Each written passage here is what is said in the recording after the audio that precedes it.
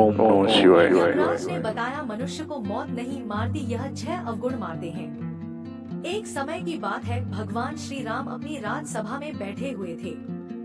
तभी वहाँ पर एक सेवक ने आकर बताया कि आपके पिता तुल्य बूढ़े मंत्री सुमंत की मृत्यु हो गई है। उनकी पत्नी सती होने के लिए आपकी आज्ञा चाहती है। इस प्रकार प्रभु श्री राम यह बात सुनकर तुरंत सुमंत के घर पहुँचे और वहाँ पर जाकर उन्होंने सुमंत की जन्म कुंडली मंगवा कर देखने लगे। जब भगवान राम ने कुंडली देखे तो पता चला कि सुमंत की आयु तो 9 वर्ष और 11 महीने की थी, जिसमें से सारी आयु तो बीत चुकी थी, केवल 9 दिन शेष बचे हुए थे। यह देखकर प्रभु श्री राम ने गुरु वशिष्ठ को बुलवाया और उनसे कहा, हे गुरुदेव, सतयुग में मनुष्य की आयु 1 लाख वर्ष की निश्चित की गई है, त्रेता युग में 10,000 वर्ष की निश्चित की गई है, द्वापर युग में 1,000 वर्ष की निश्चित की गई है और कलयुग में 100 वर्ष रखी गई है।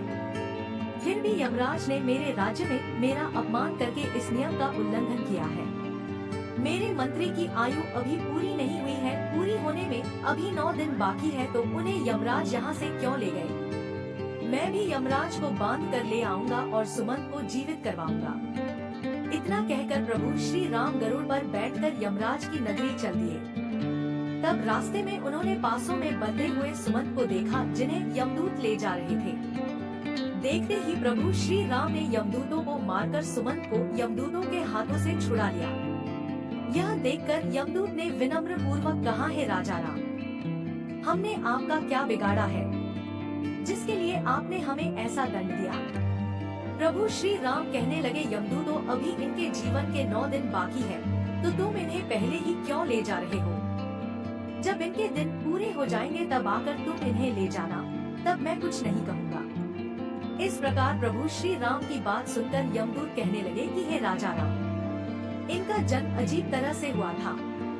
पहले दिन इनकी माँ की कोख से दोनों हाथ और मुख बाहर आए थे और धीरे धीरे उनके पूरे शरीर को बाहर आने में पूरे 9 दिन लग गए थे। शुभ मंत्रों से पंडित ने इनकी रक्षा की थी, इसलिए इनका नाम सुमंत पड़ा। प्रभु, आप जो इनके 9 दिन बाकी बता रहे हो वे संदिग्ध हैं, इसलिए हमारा कोई दोष नहीं है। आप इन्हें व्यर्थ ही हमसे छीन रहे हो और हमको व्यर्थ में मारा है। इस तरह यमदूतों की बात सुनकर प्रभु श्री राम ने कहा, हे यमदूतों, जिस दिन माता के गर्भ से इनका पूर्ण रूप से जन्म हुआ था वही जन्म का दिन माना जाएगा। जिस दिन इनका जन्म का उत्सव मनाया गया, वास्तव में वही जन्मदिन होता है। अभी इसके 9 दिन बाकी है, तुम लोग जाओ और 10वें दिन आकर इन्हें ले जाना, तब मैं तुम लोगों को नहीं रोकूंगा। इस तरह यमदूतों को फटकार कर प्रभु श्री राम ने भगा दिया। इधर भगवान श्री राम अयोध्या में लौट कर आए तो सुमंत जीवित हो चुके थे। उनके परिवार वाले उन्हें जीवित देखकर बड़े ही प्रसन्न थे। सुमंत ने अपने जीवन के आखिरी 9 दिन जानकर खूब दान पुण्य करना आरंभ कर दिया। उधर वे यमदूत दुखी होकर यमराज के पास लौट गए और कहने लगे, हे यमराज, रास्ते में राम ने हमें मारकर सुमंत को छुड़ा लिया, क्योंकि उनके जीवन के 9 दिन बाकी रह गए थे। वह 9 दिन पूरे होने पर ही राम उन्हें आने देंगे।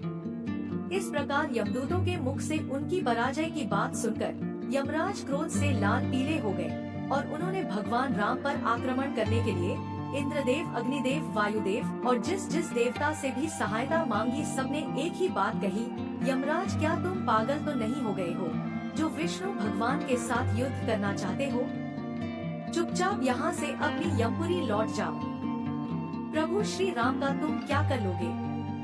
जब सबने यमराज की सहायता करने के लिए मना कर दिया तो यमराज अपनी ही सेना लेकर श्री राम के साथ युद्ध करने के लिए अयोध्या को चल पड़े। वहाँ पर पहुंचकर चारों ओर से अयोध्या नगरी को घेर लिया। यमराज के द्वारा अयोध्या नगरी को घेरा हुआ देखकर प्रभु श्री राम ने लव को यमराज से युद्ध करने के लिए भेजा। भगवान राम के छोटे पुत्र लव और यमराज के बीच भयंकर युद्ध होने लगा। लव के बाणों से यमराज के सभी योद्धा क्षण मात्र में ही धराशायी हो गए। उन सबकी यह हालत देखकर यमराज और भी ज्यादा क्रोधित हो उठे। अंत में यमराज ने लव पर अपना यमदंड छोड़ दिया। यमदंड को देखकर लव ने यमराज पर ब्रह्मास्त्र छोड़ दिया, जिसे देखकर यमदंड वापस लौट गया और लव के द्वारा छोड़ा हुआ ब्रह्मास्त्र यमराज के पीछे पड़ गया। ब्रह्मास्त्र को देखकर यमराज प्राण बचाने के लिए भागने लगे। उधर जब सूर्यदेव ने देखा कि ब्रह्मास्त्र से यमराज का बच पाना मुश्किल है, तो घबराकर सूर्यदेव राम के छोटे पुत्र लव के पास आए और प्रार्थना करने लगे, हे पुत्र, इस ब्रह्मास्त्र को लौटाकर यम के प्राण बचा लो, क्योंकि तुम हमारे ही वंश में उत्पन्न हुए हो और यह यमराज मेरा ही बेटा है। क्या तुम अपने पूर्वज यमराज को मार डालना चाहते हो? इस प्रकार सूर्यदेव के निवेदन पर लव ने ब्रह्मास्त्र को लौटा दिया। तब यमराज अपने पिता सूर्य को आगे करके श्री राम के पास गए। श्री राम ने सूर्य देवता का पूजन किया और यमराज ने श्री राम से क्षमा मांगी। युद्ध भूमि में जितने भी आदमी मर गए थे, उन पर इंद्रदेव ने अमृत वर्षा करके सबको जीवन दान दिया। उसके बाद श्री राम ने यमराज से कहा कि जब तक मैं अयोध्या नगरी पर शासन कर रहा हूँ, तब तक तुम उन्हीं मनुष्यों को अपने लोक में ले जा सकते हो जिनकी आयु पूर्ण हो चुकी है। उसी दिन से भगवान राम ने पूरी पृथ्वी पर यह घोषणा करवा दी कि आज के बाद कोई मनुष्य अपने नित्य कर्म को ना छोड़े, ब्राह्मणों का कोई अपमान ना करे, किसी के साथ द्वेष भाव ना रखें, कोई किसी के धन को ना चुराए और अगर धन चुराए तो उसे दंड मिलेगा, दुराचार को कड़ा दंड दिया जाएगा। धर्म कर्म सदा होता रहे। यदि किसी की अकाल मृत्यु हो तो तुरंत हमारे पास लेकर आए, उसे तुरंत जीवित किया जाएगा। यमराज को भगवान श्री राम ने यह सख्त निर्देश दिया था कि हमारे राज्य में कभी भी किसी की अकाल मृत्यु नहीं होनी चाहिए। तब यमराज ने कहा है, प्रभु मैं तो वैसे भी किसी को नहीं मारता हूँ, सब अपने कर्मों से ही जन्म और मृत्यु पाते हैं, मैं तो निमित्त मात्र हूँ। आयु पूर्ण होने पर मिलने वाली मृत्यु और अकाल मृत्यु का प्राणी स्वयं ही कारण होता है, इसमें किसी का कोई दोष नहीं होता है। मुझे तो आपने माध्यम बनाकर जो जिम्मेदारी सौंपी है, मैं तो उसी का पालन कर रहा हूँ। जन्म देने वाले और मारने वाले तो आप ही हैं। आपके द्वारा निश्चित किए गए समयावधि में से मैं तो किसी के जीवन में एक क्षण ना ही घटा सकता हूँ और ना बढ़ा सकता हूँ। यह तो आपके हाथ में है प्रभु। आप चाहे तो मृत्यु का समय पूरा होने के बाद भी प्राणी को आयु प्रदान कर सकते हैं, आप चाहे तो उसे समय से पहले भी मृत्यु प्रदान कर सकते हैं, आप चाहे तो ब्रह्मा के लिखे हुए लेख को भी बदल सकते हैं और आपने यह किया भी है। आपके राज्य अभिषेक के लिए वशिष्ठ मुनि ने शुभ मुहूर्त निकाला था, फिर भी आपने राजा न बनकर वनवास धारण किया था। सब कुछ आपकी इच्छा के अनुरूप ही होता है। सुख दुख, जीवन मरण, लाभ हानि मनुष्यों के स्वयं कर्मों की उपज होती है। यह 6 अवगुण मनुष्य की आयु को क्षीण करती है। अभिमान, व्यर्थता का बोलना, त्यागहीनता, क्रोध, उदर पूर्ति, दोष से विद्रोह, यह 6 अवगुण तीखी कटार है जो मनुष्य की आयु को घटाती रहती है। यही अवगुण मनुष्य का वध करती है। रावण, कंस, हिरण्यकश्यप, इन सबको मृत्यु ने नहीं मारा, इन्हें मारा था उनके अभिमान ने।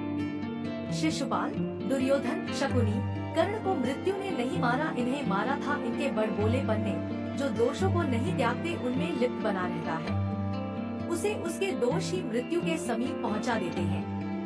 क्रोध ऐसा राक्षस है जिसके सर पर बैठ जाए उसकी बुद्धि और विवेक को खा जाता है और क्रोध वश ऐसा कर जाता है जो मृत्यु तक स्वयं ही पहुंच जाता है। मनुष्य खाने के मामले में भी कभी कभी वह इतना गिर जाता है कि अच्छा बुरा कुछ नहीं देखता। जो खाने योग्य वस्तु है उसे भी और ना खाने योग्य वस्तु है उसको भी खा जाता है। तृणा के जहरीले पदार्थों का सेवन करने से अपनी आयु को क्षीण कर डालता है।